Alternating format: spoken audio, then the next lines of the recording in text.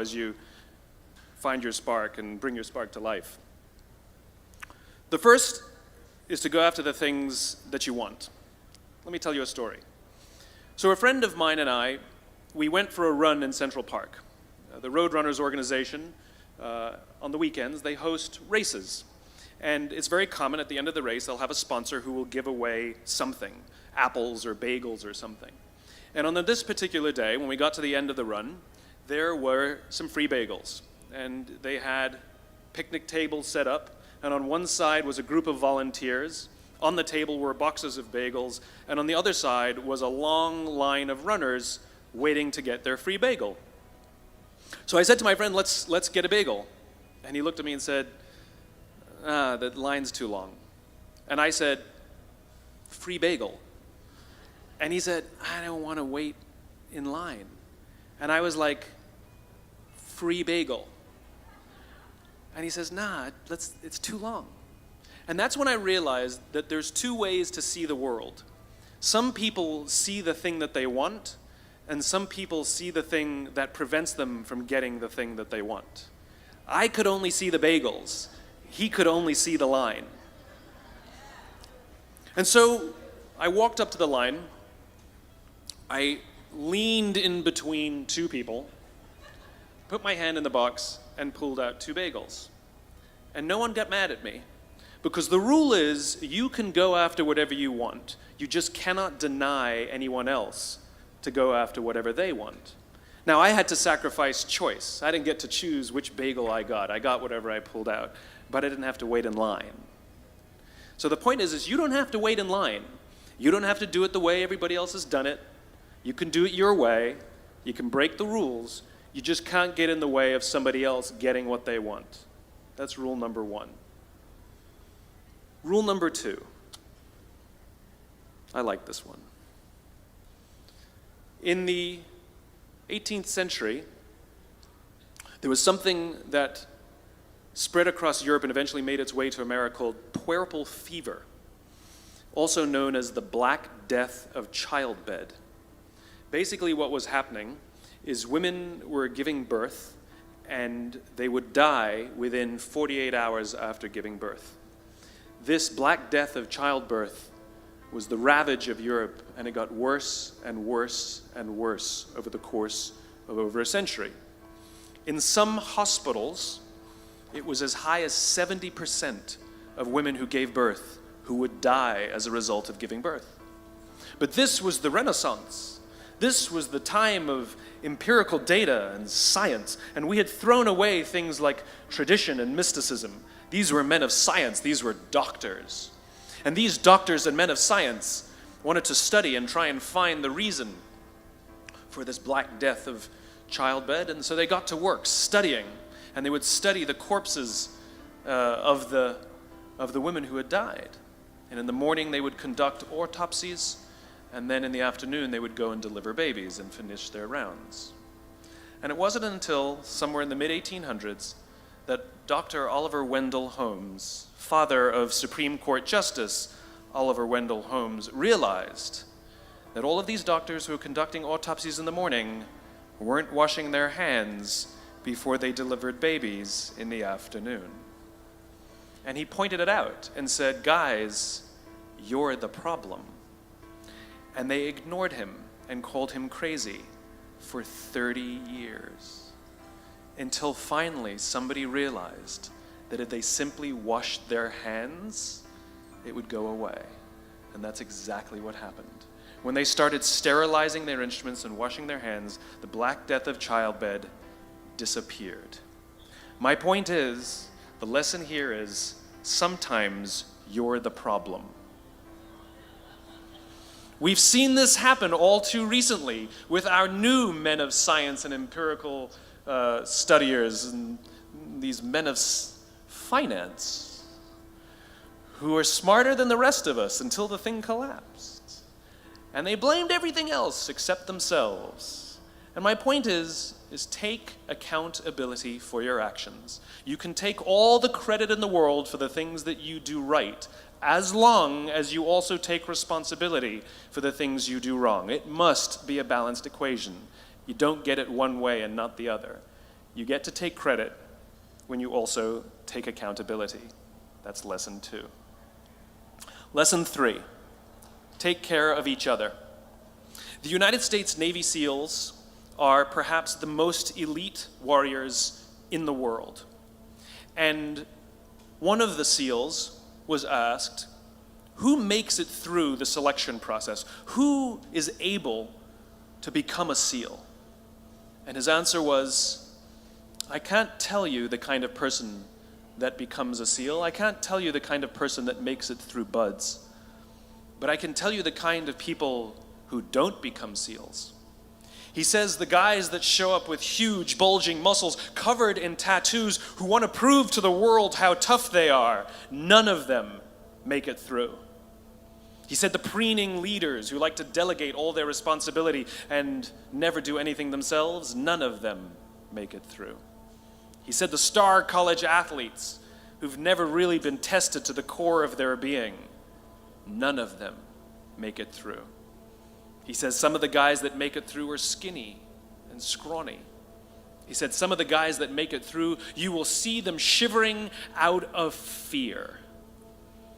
He says, however, all the guys that make it through, when they find themselves physically spent, emotionally spent, when they have nothing left to give physically or emotionally, somehow, some way, they are able to find the energy to dig down deep inside themselves, to find the energy to help the guy next to them. They become SEALs, he said. You want to be an elite warrior. It's not about how tough you are. It's not about how smart you are. It's not about how fast you are. If you want to be an elite warrior, you better get really, really good at helping the person to the left of you and helping the person to the right of you. Because that's how people advance in the world. The world is too dangerous and the world is too difficult for you to think that you can do these things alone. If you find your spark, I commend you. Now, who are you going to ask for help, and when are you going to accept help when it's offered? Learn that skill.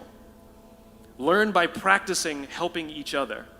It'll be the single most valuable thing you ever learn in your entire life. To accept help when it's offered and to ask for it when you know that you can't do it.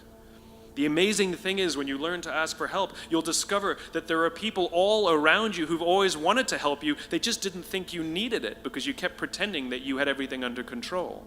And the minute you say, I don't know what I'm doing, I'm stuck, I'm scared, I don't think I can do this, you will find that lots of people who love you will rush in and take care of you. But that'll only happen if you learn to take care of them first.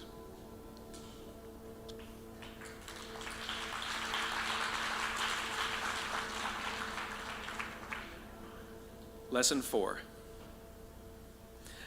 Nelson Mandela is a particularly special case study in the leadership world because he is universally regarded as a great leader.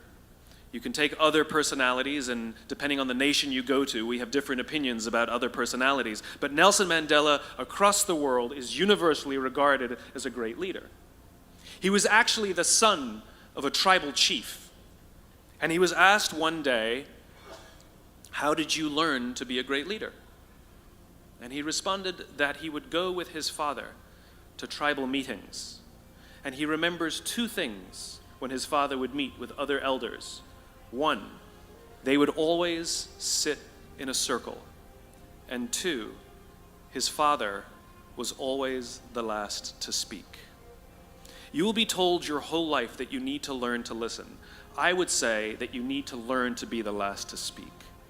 I see it in boardrooms every day of the week. Even people who consider themselves good leaders, who may actually be decent leaders, will walk into a room and say, here's the problem, here's what I think, but I'm interested in your opinion, let's go around the room. It's too late. The skill to hold your opinions to yourself until everyone has spoken does 2 things. 1, it gives everybody else the feeling that they have been heard. It gives everyone else the ability to feel that they have contributed. And 2, you get the benefit of hearing what everybody else has to think before you render your opinion. The skill is really to keep your opinions to yourself. If you agree with somebody, don't nod yes. If you disagree with somebody, don't nod no. Simply sit there, take it all in, and the only thing you're allowed to do is ask questions so that you can understand what they mean and why they have the opinion that they have. You must understand from where they are speaking, why they have the opinion they have, not just what they are saying. And at the end, you will get your turn. It sounds easy, it's not. Practice being the last to speak. That's what Nelson Mandela did. Number 5. This is Monty Python. 1, 2, 5, 3. For all the other nerds in the audience. There's one. Number 5. My favorite one of all. True story. There was a former Undersecretary of Defense who was invited to give a speech at a large conference, about 1,000 people. And he was standing on the stage with his cup of coffee and a styrofoam cup, giving his prepared remarks with his PowerPoint behind him. And he took a sip of his coffee and he smiled and he looked down at the coffee. And then he went off script. And he said, you know, last year I spoke at this exact same conference. Last year I was still the undersecretary. And when I spoke here last year, they flew me here business class. And when I arrived at the airport, there was somebody waiting for me to take me to my hotel. And they took me to my hotel and they had already checked me in and they just took me up to my room. And the next morning I came downstairs and there was someone waiting in the lobby to greet me and they drove me to this here same venue. They took me through the back entrance and took me into the green room and handed me a cup of coffee in a beautiful ceramic cup. He says, I'm no longer the undersecretary. I flew here coach. I took a taxi to my hotel and I checked myself in. When I came down the lobby this morning, I took another taxi to this venue. I came in the front door and found my way backstage, and when I asked someone, do you have any coffee? He pointed to the coffee machine in the corner, and I poured myself a cup of coffee into this here styrofoam cup. He says the lesson is, the ceramic cup was never meant for me.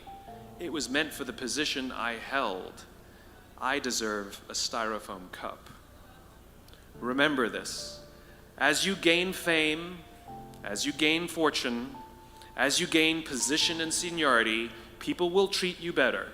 They will hold doors open for you. They will get you a cup of tea and coffee without you even asking. They will call you sir and ma'am, and they will give you stuff.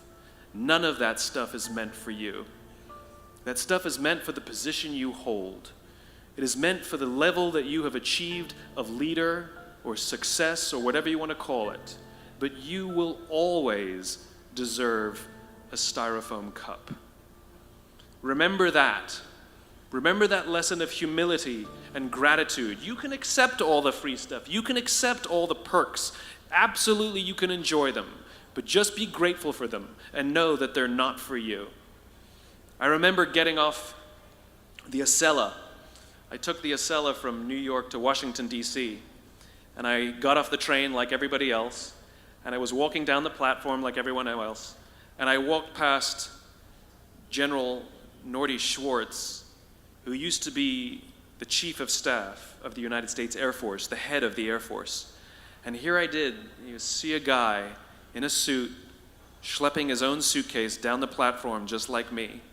And just a couple months ago, he was flying on private jets and he had an entourage and other people carried his luggage. But he no longer held the position. And so now he got to drag his own suitcase. And never did it sort of remind me more that none of us deserve the perks that we get. We all deserve a styrofoam cup. It was a pleasure meeting you guys this afternoon. I was blown away by your honesty and your curiosity and your poise. And I am confident that the future is bright despite the fact that America looks like an absolute mess right now.